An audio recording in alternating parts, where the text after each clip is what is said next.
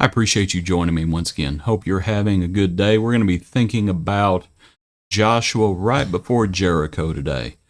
The hymn we're going to look at is the hymn Glory, Glory, Hallelujah. You may know it by another title, needless to say. Old hymn, not in some of the newer songbooks. But let's look at this hymn today. Mine eyes have seen the glory of the coming of the Lord. He is trampling out the vintage where the grapes of wrath are stored. He hath loosed the faithful lightning of his terrible swift sword. His truth is marching on. Glory, glory, hallelujah. Glory, glory, hallelujah. Glory, glory, hallelujah. His truth is marching on.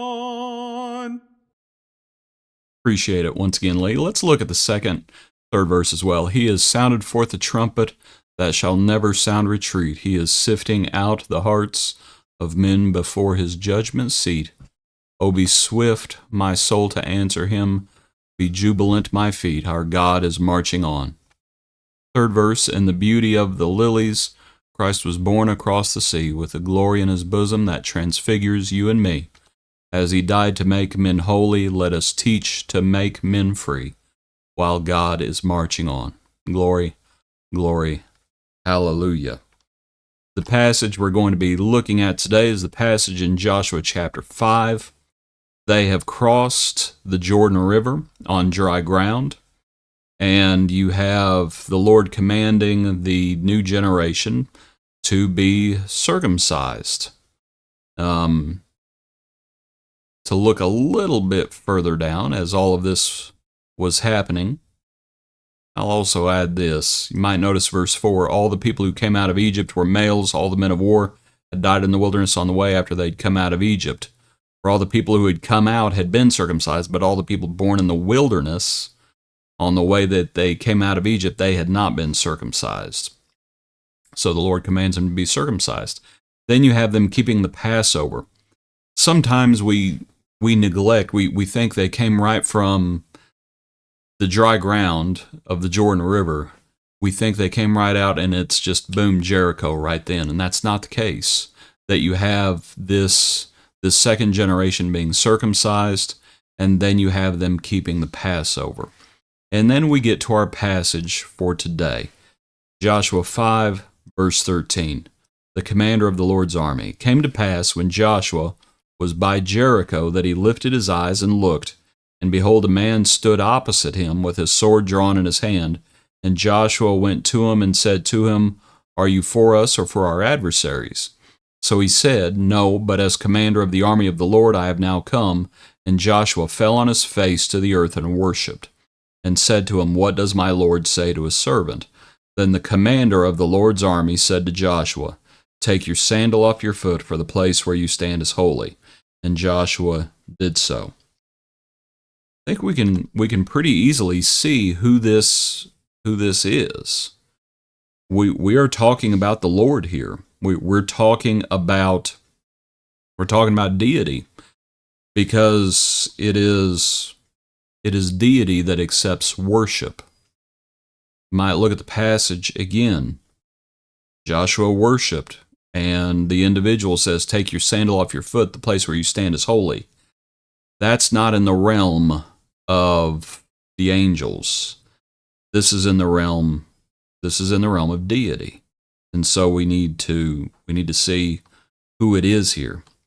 We might also see to think about the idea that Joshua needed to understand that the Lord was with him.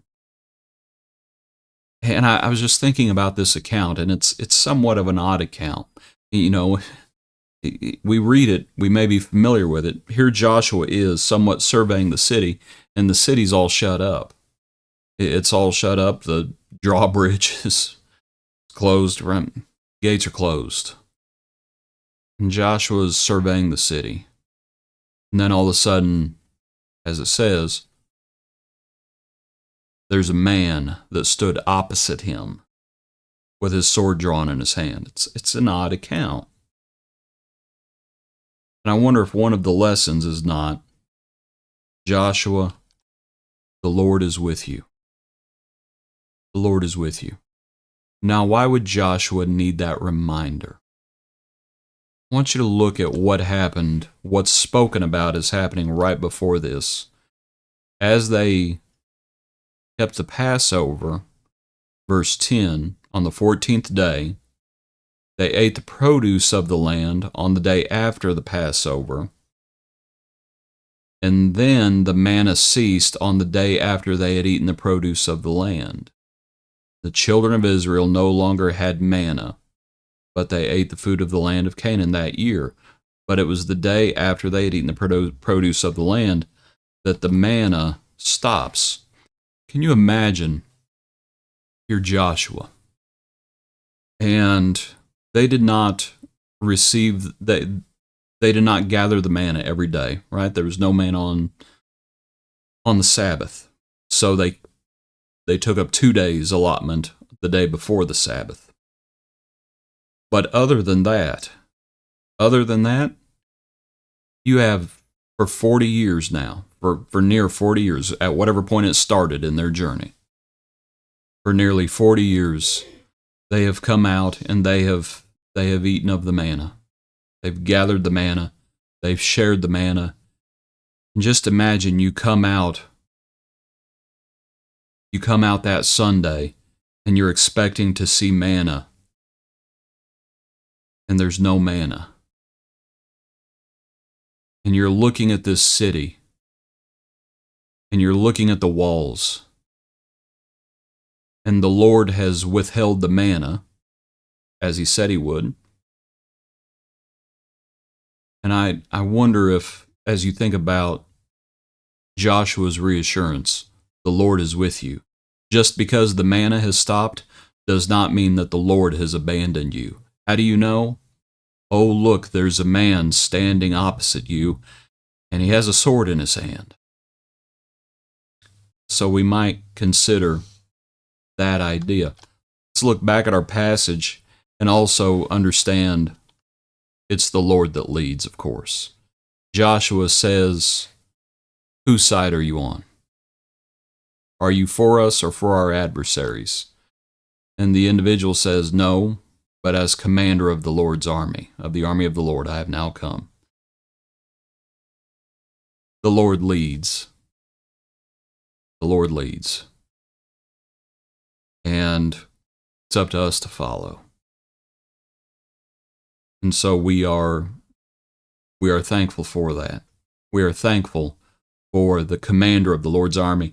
I always think of a passage in Hebrews that talks about how God made the captain of our salvation. I believe it talks about he made the captain of our salvation perfect.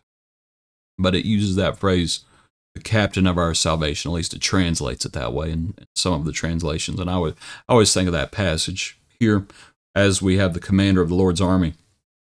And that's the Lord. That's the Lord. Take your sandals off. This is holy ground. I'm still with you. You just get behind me. And the Lord leads the way.